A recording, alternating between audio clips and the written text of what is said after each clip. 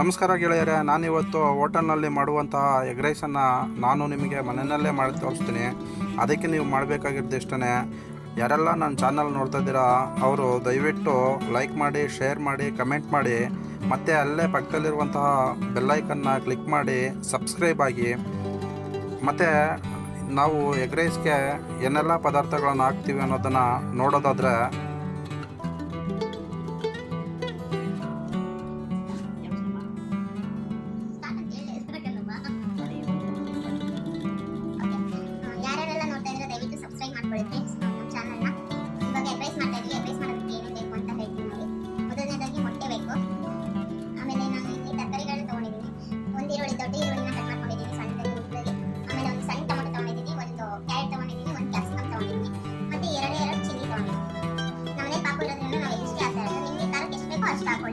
ಸ್ವಲ್ಪ ಕೊತ್ತಂಬರಿ, 2 ಸ್ಪೂನ್ ಶುಂಠಿ ಬೆಳ್ಳುಳ್ಳಿ ಪೇಸ್ಟ್, ಮತ್ತೆ ಸ್ವಲ್ಪ ಮಸಾಲೆಗಳನ್ನ ತಗೊಂಡಿದ್ದೀನಿ. ಮಸಾಲೆಯಲ್ಲಿ ನಾನು 1 ಸ್ಪೂನ್ ಧನಿಯಾ ಪುಡಿ, 1 ಸ್ಪೂನ್ ಗರಂ ಮಸಾಲ, ಸ್ವಲ್ಪ ಪೆಪ್ಪರ್, ಮತ್ತೆ ಸ್ವಲ್ಪ ಖಾರದ ಪುಡಿ, ಕಲರ್ಗೆ ಅಂತ ಸ್ವಲ್ಪ ಅರಿಶಿನ ತಗೊಂಡಿದ್ದೀನಿ ಅಷ್ಟೇ.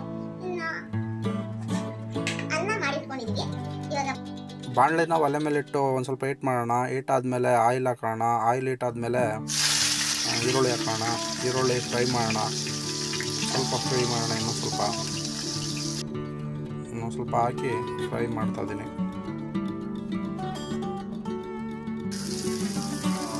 ನೋಡಿ, ಫ್ರೈ ಆಗ್ತಾಯಿದೆ. ಜಾಸ್ತಿ ಏನು ಫ್ರೈ ಮಾಡೋಕ್ಕೆ ಹೋಗ್ಬಿಡಿ.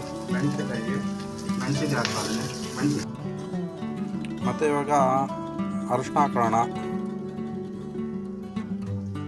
ಅರಿಶಿನ ಹಾಕಿ ಫ್ರೈ ಮಾಡೋಣ.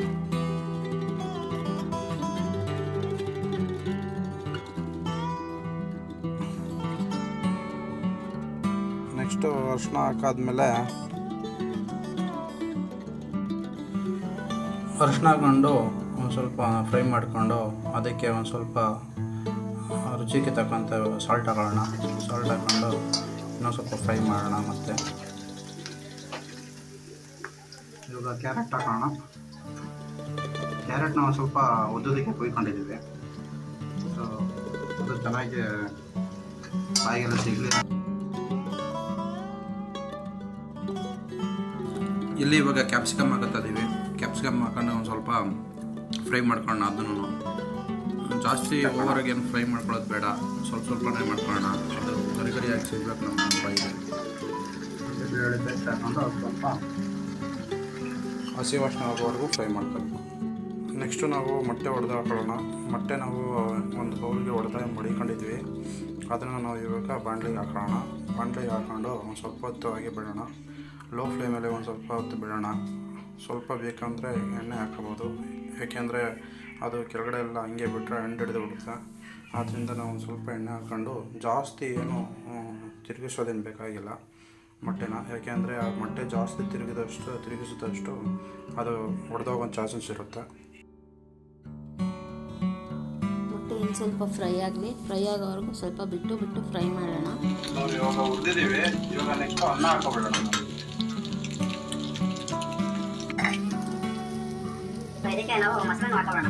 ಮಸಾಲೆ ಏನು ತಗೊಂಡಿದ್ದೀವಿ, ಗರಂ ಮಸಾಲ ಮತ್ತೆ ಪೆಪ್ಪರ್ ಪೌಡರ್ ಎಲ್ಲ ತಗೊಂಡಿದ್ದೀವಲ್ಲ, ಎಲ್ಲವನ್ನ ಹಾಕ್ಬಿಡೋಣ. ಇದ್ರ ಜೊತೆಗೇನೆ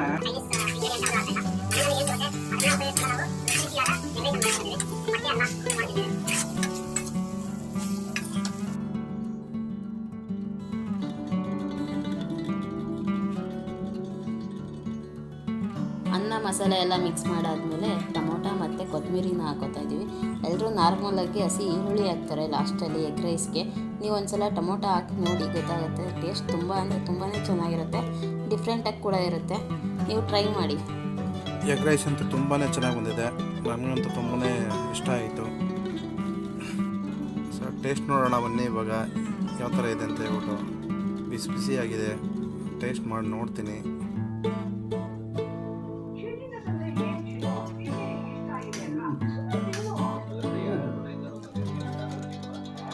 ಸೂಪರಾಗಿ ಬಂದಿದೆ. ಎಗ್ ರೈಸ್ ಅಂತೂ ಸಕ್ಕತ್ತಾಗಿ ಬಂದಿದೆ. ನೀವು ಮಾಡ್ಕೊಳ್ಳಿ ಅಂತ ಹೇಳಿ. Okay, thank you. ಮತ್ತು ಸಬ್ಸ್ಕ್ರೈಬ್ ಮಾಡೋದು ಮಾತ್ರ ಮರಿಬೇಡಿ. ಲೈಕ್ ಮಾಡಿ, ಶೇರ್ ಮಾಡಿ. Thank you very much.